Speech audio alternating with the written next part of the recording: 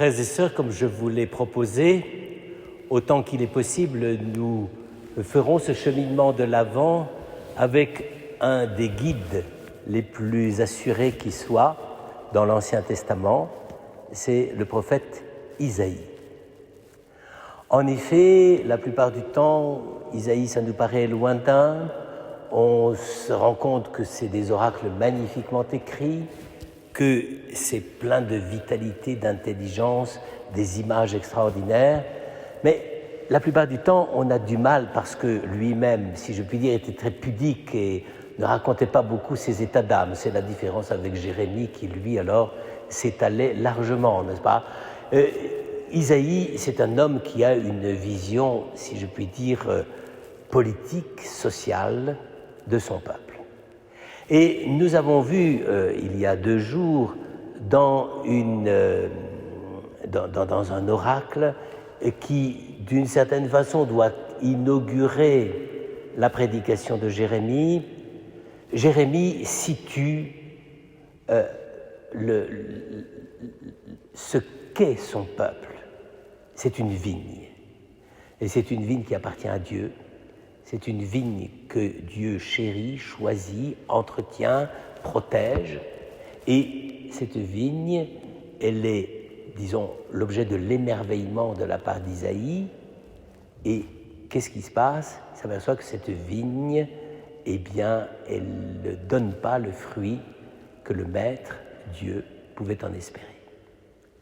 Par conséquent, dès le début de son ministère, au moment même où il essaye de comprendre ce qu'est l'existence et le mystère de son peuple, parce que c'est quand même ça, je vais le dire, il n'a pas fait Sciences Po, mais il voit mieux que beaucoup d'énarques, n'est-ce pas ? Et il voit exactement ce qu'il en est du peuple dont il est un membre et pour lequel il commence à pressentir qu'il est envoyé. Eh bien, il est dans une situation infernale, à la fois l'émerveillement devant ce que Dieu attend de ce peuple et le côté lamentable de la réponse de ce peuple, le verjus, la piquette infecte qu'on ne peut même pas boire. Et alors, à ce moment-là, changement de décor, Isaïe raconte sa vocation. C'est classique chez les prophètes, quand ils veulent valider, si je puis dire, ou faire valider par le peuple la mission qu'ils ont reçue, il faut qu'ils racontent la façon dont ils ont été investis de la mission. Et là, c'est cette vision magnifique que nous venons d'entendre, le chapitre 6. C'est la vocation de Jérémie. Et ce qu'il fait à ce moment-là, il est dans le temple. Donc, normalement, plutôt pour y prier. Peut-être pas imaginer qu'il est dans le Saint des Saints, ça c'est un autre problème. Il est sans doute à l'entrée du temple, n'est-ce pas ? Et il s'aperçoit tout à coup que le temple est pour ainsi dire ébranlé, mais non pas par un tremblement de terre, mais par une présence tout à fait spéciale de Dieu. Et au bout d'un moment, il s'aperçoit que cette présence tout à fait spéciale de Dieu, ce sont précisément les chérubins. Rien à voir avec les personnages de Beaumarchais, les chérubins, ce sont les anges brûlants. Chérubim, c'est des anges de feu. C'est pour ça qu'en général, on les représente en rouge, confère par exemple les représentations de Chagall à ce sujet. Il est très fasciné par les chérubins parce que ce sont des anges rouges, n'est-ce pas ? Et c'est des anges de feu. Et là, évidemment, je veux dire, il vit le paradoxe même de l'existence humaine créée. À la fois, il est un membre de son peuple, solidaire de toutes les bêtises que fait ce peuple. Et là, paradoxalement, par pur choix, par pure vocation, il est plongé dans le mystère de la présence de Dieu, comme les anges. Et c'est là qu'on peut mesurer, d'une certaine façon, à travers un langage qui aujourd'hui nous paraît un peu ésotérique, mais on peut mesurer exactement ce qu'est la condition prophétique. La condition prophétique, c'est pas simplement d'avoir des paroles de Dieu qui rentrent par une oreille et qui ressortent par l'autre, ou par le stylet par lequel on écrit sur des rouleaux de parchemin, de papyrus. Non, la condition prophétique, c'est d'être tout à coup, presque totalement malgré lui, d'être plongé dans la présence de Dieu, manifestée précisément par les chérubins, les brûlants, qui sont là devant Dieu. Donc, il ne voit pas Dieu face à face, contrairement à ce qu'il dit. Il dit, j'ai vu le Seigneur. Non, il a vu les chérubins. C'est-à-dire, Dieu, on ne peut le voir sans mourir. Et donc, à ce moment-là, il comprend que ce qui va se passer, c'est quelque chose d'extrêmement grave, car il est solidaire du péché de son peuple, mais en même temps, il est convoqué par Dieu. Et comment arriver à concilier les deux choses? C'est ça le vrai drame de la prophétie. Ce n'est pas de raconter au peuple des horreurs qui le font frémir. D'ailleurs, généralement, les prophètes n'émouvaient pas beaucoup leur peuple parce que leur peuple s'en fichait. Mais c'est véritablement d'être dans le paradoxe absolu. Comment se fait-il? Je suis à la fois un membre de mon peuple et je suis plongé dans le mystère de la présence de Dieu telle qu'elle est induite par le feu et la lumière des chérubins.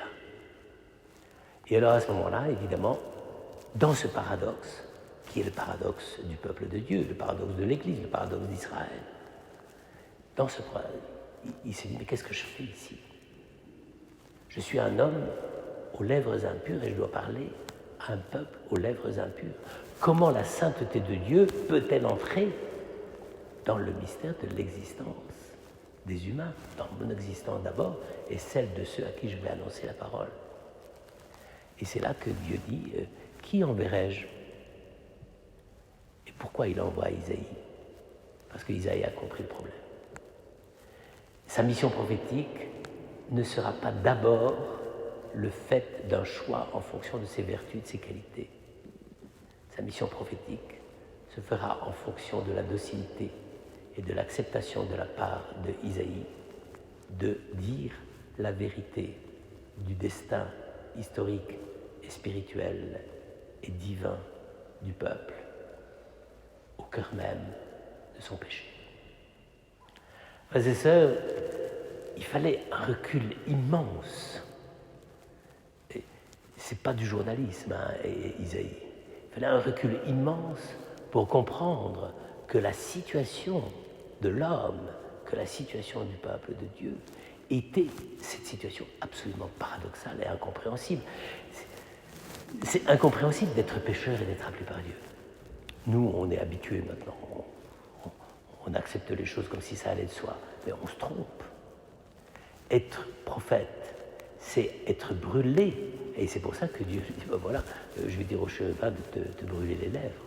C'est être brûlé par la parole. Pourquoi? Parce qu'on est brûlé au cœur même de son péché personnel qui participe au péché collectif de Dieu. Et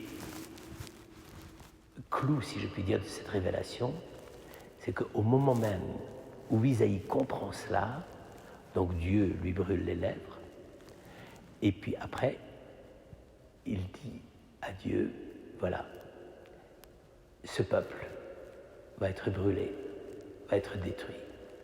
Son péché est trop grand, il ne va pas tenir, mais il y aura un reste.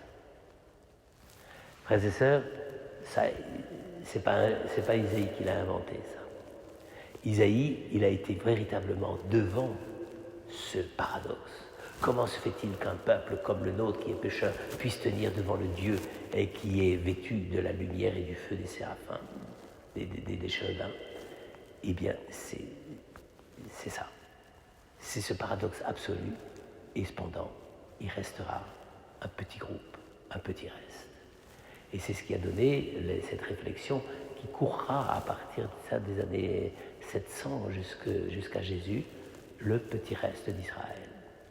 C'est-à-dire qu'à partir de ce moment-là, tout ce qui va être les institutions culturelles, etc., ça va pourrir petit à petit, et il ne restera qu'un petit reste, le reste d'Israël. D'une certaine façon, c'est ça la vraie prophétie de Isaïe, c'est de dire, voilà, vous savez, l'histoire d'Israël ne va pas être brillante, ça ça va être exil sur exil, condamnation sur condamnation, erreur politique sur erreur politique. Il restera un petit reste. Eh bien, frères et sœurs, je crois que c'est pas loin de notre situation. Nous aussi, nous sommes dans la théologie du petit reste. C'est-à-dire que nous ne pouvons pas croire que c'est nous, les chrétiens, qui, par nos vertus extraordinaires, etc., vaincront et transformeront le monde, et nous sommes un petit reste. Et c'est à partir de là que Dieu va sauver.